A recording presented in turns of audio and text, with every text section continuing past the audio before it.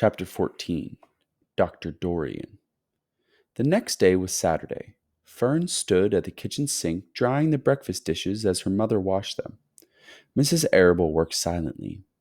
She hoped Fern would go out and play with the other children instead of heading for the Zuckerman's barn to sit and watch animals. "Charlotte is the best storyteller I've ever heard," said Fern, poking her dish towel into a cereal bowl. "Fern," said her mother sternly, "you must not invent things. You know spiders don't tell stories. Spiders can't talk." "Charlotte can," replied Fern. "She doesn't talk very loud, but she talks." "What kind of story did she tell you?" asked Mrs. Arable. "Well," began Fern, "she told us about a cousin of hers who caught a fish in her web. Don't you think that's fascinating?" "Fern, dear, how would a fish get in a spider's web?" said Mrs. Arable. "You know it couldn't happen. You're making this up." "Oh, it happened all right," replied Fern. "Charlotte never fibs. This cousin of hers built a web across a stream. One day she was hanging around on the web and a tiny fish leaped into the air and got tangled in this web. The fish was caught by one fin. Mother, its tail was wildly thrashing and shining in the sun. Can't you just see the web sagging dangerously under the weight of the fish? Charlotte's cousin kept slipping in, dodging out, and she was beaten mercilessly over the head by the wildly thrashing fish, dancing in, dancing out, throwing." "Fern!" snapped her mother. "Stop it! Stop inventing these wild tales!" "I'm not inventing," said Fern. "I'm just telling you the facts." "What finally happened?" asked her mother, whose curiosity began to get the better of her. "Charlotte's cousin won. She wrapped the fish up, and then she ate him when she got good and ready. Spiders have to eat, the same as the rest of us." "Yes, I suppose they do," said Mrs. Arable vaguely. "Charlotte has another cousin who is a balloonist. She stands on her head, lets out a lot of line, and is carried aloft on the wind. Mother, wouldn't you simply love to do that?" "Yes, I would, come to think of it," replied Mrs. Arable. "But Fern, darling, I wish you would play outdoors today instead of going to Uncle Homer's barn. Find some of your playmates and do something nice outdoors. You're spending too much time in that barn. It isn't good for you to be alone so much." "Alone?" said Fern. "Alone?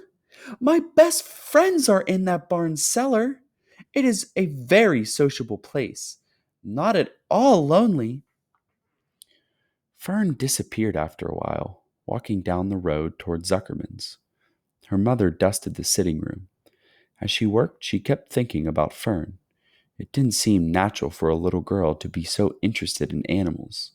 Finally, Mrs. Arable made up her mind she would pay a call to old Dr. Dorian and ask his advice. She got in the car and drove to his office in the village. Dr. Dorian had a thick beard. He was glad to see Mrs. Arable and gave her a comfortable chair. "It's about Fern," she explained. "Fern spends entirely too much time in the Zuckerman's barn.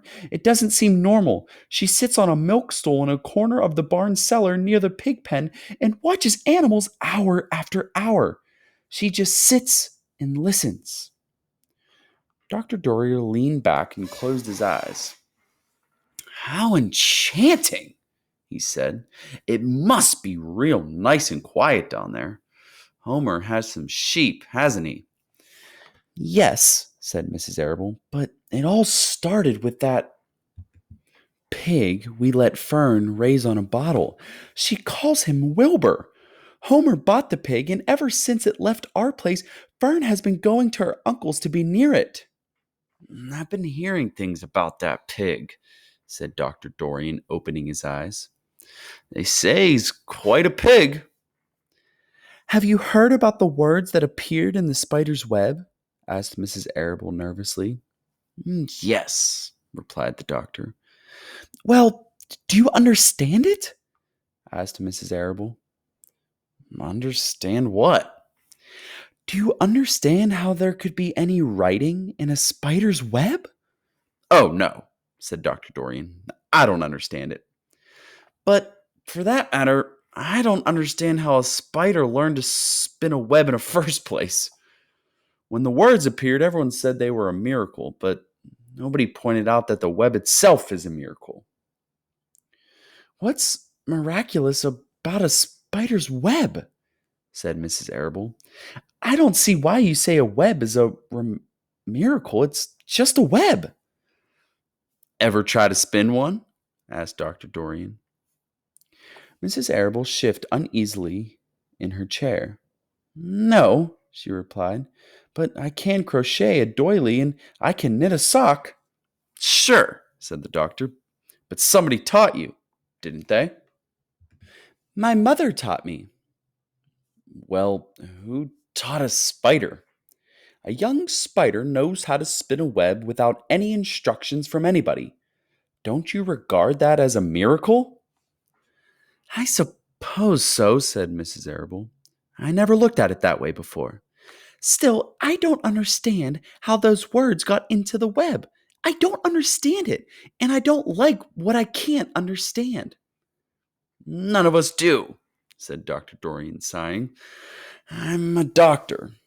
Doctors are supposed to understand everything, but I don't understand everything, and I don't intend to let it worry me. Mrs. Arable fidgeted. Fern says animals talk to each other. Dr. Dorian, do you believe animals talk? I never heard one say anything, he replied. But that proves nothing. It is quite possible that an animal has spoken civilly to me, and that I didn't catch the remark because I wasn't paying attention. Children pay better attention than grown-ups. If Fern says the animals in Zuckerman's barn talk, I'm quite ready to believe her. Perhaps, if people talked less, animals would talk more. People are incessant talkers. I can give you my word on that. Well, I feel better about Fern, said Mrs. Arable. You don't think I need to worry about her? Does she look well? Asked the doctor. Oh, yes. Appetite good? Oh, yes, she's always hungry. Sleep well at night? Oh, yes. Then don't worry, said the doctor. Do you think she'll ever start thinking about something besides pigs and sheep and geese and spiders? How old is Fern? She's 8. Well, said Dr. Dorian, I think she will always love animals, but I doubt that she spends her entire life in Homer Zuckerman's barn cellar. How about boys? Does she know any boys? She knows Henry Fussy, said Mrs. Arable brightly. Dr. Dorian closed his eyes again and went into deep thought. Henry Fussy, he mumbled. Remarkable. Well, I don't think you have anything to worry about. Let Fern associate with her friends in the barn if she wants to. I would say offhand that spiders and pigs were fully as interesting as Henry Fussy. Yet I predict the day will come when even Henry will drop some chance remark that catches Fern's attention. It's amazing how children can change from year to year. How's Avery? He asked, opening his eyes wide. Oh, Avery, chuckled Mrs. Arable. Avery is always fine.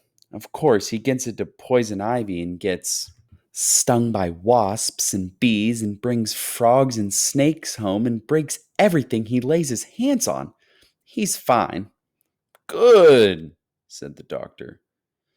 Mrs. Arable said goodbye and thanked Dr. Dorian very much for his advice. She felt greatly relieved.